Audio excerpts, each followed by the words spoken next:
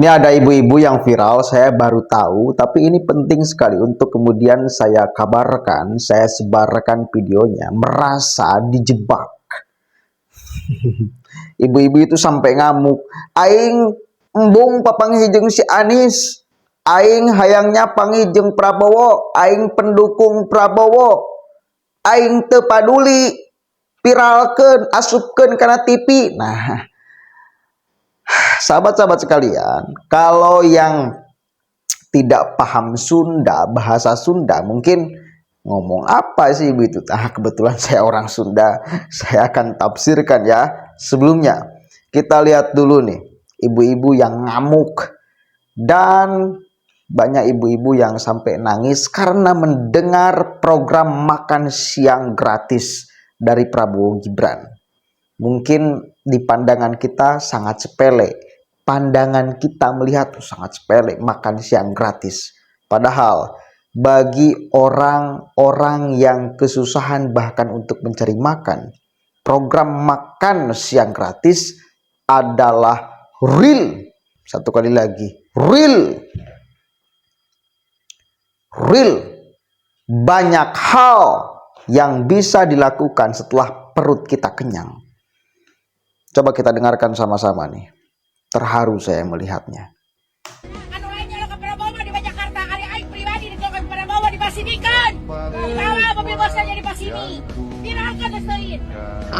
Nyana kami bilang ada mobil bos jadi Pasimi baik. Jadi sama saya. Karunya ada aku yang benar-benar kepenak Prabowo di kecewa, semangat-semangat. Barang mun si Adi sudah dibawa akan itu ke mana? Terus yakin kasih Anies, jangan ke Prabowo bae di lagi. Aing mah masuk ke TV. Aing yang masuk ke Prabowo karena terjadi masalah mobil lo, masalah sepele. Kami nabi, aing mah hiu. Bangkuan mararuna be dia hiu. Assalamualaikum Mas Gibran. Jujur saya sedikit terharu, bahkan sangat terharu ketika Mas Gibran punya program makan siang gratis untuk anak sekolah. Saya perkenalkan, saya Nurlela Hidayatullah, umur 30 tahun. Sekarang saya menjadi seorang ibu dari seorang anak laki-laki. Jadi dulu saya waktu sekolah jarang banget bawa uang jajan ya Mas Gibran. Dan setelah lihat program makan siang gratis itu, rasanya saya mau sekolah lagi. Karena kenapa? Saya pernah merasakan belajar dalam keadaan lapar. Belajar dalam keadaan lapar itu nggak nyaman Mas Gibran. Mau nulis pun tangan sampai gemeteran. Bahkan mau mikir aja tuh susah Mas Gibran. Kasih lo ini programnya meskipun saya nggak dapet sama sekali. Tapi saya udah syukur, semoga nanti anak saya bisa menikmati. Mas Gibran, nggak tahu mau ngomong apa saya ini. Saya benar-benar pernah sekolah bawa uang jajan tuh jarang banget. Dalam sebulan bisa dihitung jari bawa uang jajan karena memang keluarga saya berada di bawah garis kemiskinan. Tapi Mas Gibran beneran setelah tahu programnya, saya tuh rasanya mau sekolah lagi biar bisa belajar dengan tenang tanpa rasa lapar. Mas Gibran, semoga terpilih ya. Saya tetap di 02. Love you Mas Gibran. Nenek, siapa pilihanmu presiden? Prabowo. Hah, siapa? Prabowo. Prabowo, bukan Prabowo. Prabowo, yang putih Prabowo. Siapa anunya, wakilnya? Anano Jokowi. Siapa itu namanya anaknya Jokowi? Gibran. Bukan Gibran. Kenapa bisa kau pilih Prabowo? Karena banyak bantuan. Bantuan? Iya. Bantuan apa saja itu? Beras, telur, apa saja. Beras dengan telur? Telur, uang. Uang berapa uang kau bisa dapat dari Prabowo? Nanti kau lihat nanti. Nanti kapan kalau dia naik, Mi? Iya, banyak dapatnya ke Jokowi. Jokowi. Saya kira pilihanmu Prabowo. Kenapa Jokowi lagi? Nah itu, pernah aku ke Jokowi dari dapat Dapat BLT, PKH. PKH, apa lagi? Tidak Ji, PKH Ji. Oh, jadi fix mi pilihan mi Prabowo. Prabowo. Yang Nah. penting banyak bantuan. Nomor berapa itu Prabowo? Hah? Nomor berapa dia? Masa tidak tahu?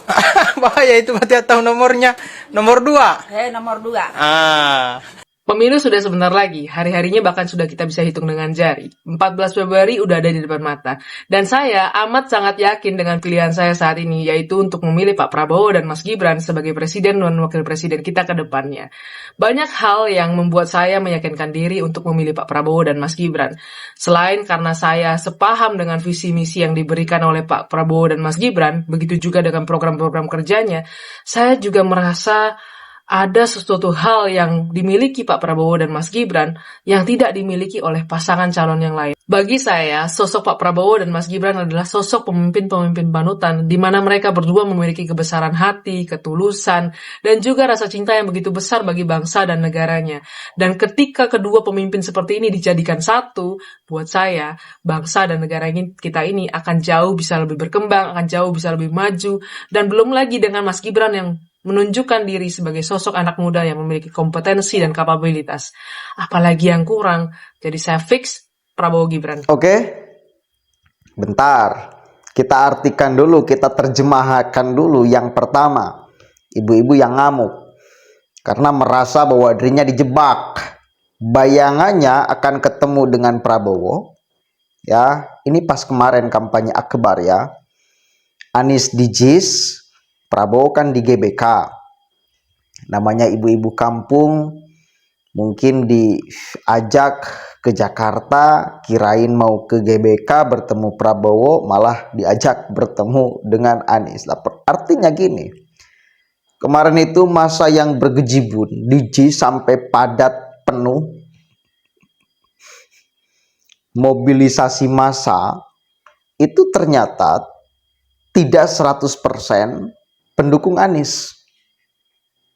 Bahkan kalau kita lihat di satu bis itu satu bis loh.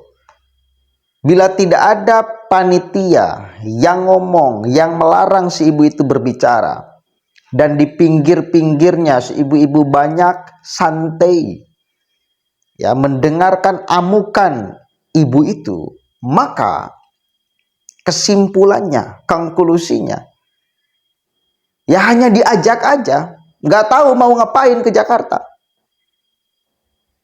Hanya dipakai untuk memadatkan JIS. Itu satu bis loh, banyak itu isinya tuh. Kan ibu-ibu tuh ngamuk. Kalau di sana mayoritas pendukung Anies, maka minimal akan mencegah amukan si ibu itu. Dan tidak mungkin ada yang mengkamera. Dan tidak mungkin disebarkan. Karena itu aib. Ini kan seolah-olah ya santai-santai aja semuanya. Seolah-olah sepakat terhadap ucapan si ibu itu. Apalagi sengaja dikamerakan, apalagi sengaja disebarkan. Satu bis 60 orang. Kalau kemudian bis besar itu. Bahkan bisa lebih. Ya. Real itu. Mobilisasi massa dan massanya juga ternyata mungkin hasil tipu-tipu. Mungkin. Kan ibu itu juga merasa ditipu. Itu yang pertama. Kemudian setelahnya, ada ibu-ibu yang sampai nangis karena mendengar program makan siang gratis dari Prabowo dan Gibran. Karena satu kali lagi, jangan dianggap remeh dan sepele urusan makan ini. Boleh jadi kita biasa makan, bisa mendapatkan makan tiap hari. Apakah seluruh rakyat Indonesia bisa mendapatkan makan? Bukankah itu adalah bentuk wujud dari kemanusiaan yang adil dan beradab? Kemanusiaan, mensejahterakan, ya minimal urusan makan lah, karena makan itu vital. dengan makan, bisa bekerja dengan baik, bisa belajar dengan baik, dan lain sebagainya. Kalau nggak makan, kerja juga repot, nggak bisa konsentrasi, belajar juga sama, nggak bisa konsentrasi. Itu yang jelas, itu mendapatkan apresiasi betul dari seorang ibu-ibu. Dan yang lainnya, ini anak muda luar biasa. Ada emak-emak yang juga kemudian milih Prabowo. Artinya apa? Bahwa masyarakat itu benar-benar loh jatuh cinta kepada Pak Jokowi. Poinnya itu. Dan sekarang yang mendapatkan mandat untuk melanjutkan estafet kepemimpinan dan akan komitmen melanjutkan setiap apa yang telah dilakukan Pak Jokowi, ya Prabowo dan Gibran, mau bagaimana lagi? Faktanya itu. Apalagi surveinya udah sangat tinggi, mendekati bahkan sudah satu putaran di dalam urusan survei. Maka yang bisa kita upayakan untuk bisa satu putaran, ya mendorong yang sudah sampai puncak ini surveinya minimal. Kan itu ya. Karena udahlah cukup, satu putaran aja, jangan 2 putaran. Biar tidak ada polarisasi yang kuat di masyarakat. Dan hanya satu dari keberlanjutan, kalau memang Pak Ganjar masih ngeklaim sebagai keberlanjutan, yang potensi bisa didorong dan sedikit lagi nyampe, ya hanya Prabowo. Ganjar itu secara survei terlalu jauh untuk bisa kita dorong supaya satu putaran. Ya hanya satu lagi sisanya, Prabowo Subianto. Yang secara survei minimal udah mimpin tuh di puncak. Bahkan kemarin udah 50,6%, 52% bahkan. Udah satu putaran. Saya berharap untuk pemilu ini satu putaran. Mudah-mudahan ada manfaatnya. Assalamualaikum warahmatullahi wabarakatuh.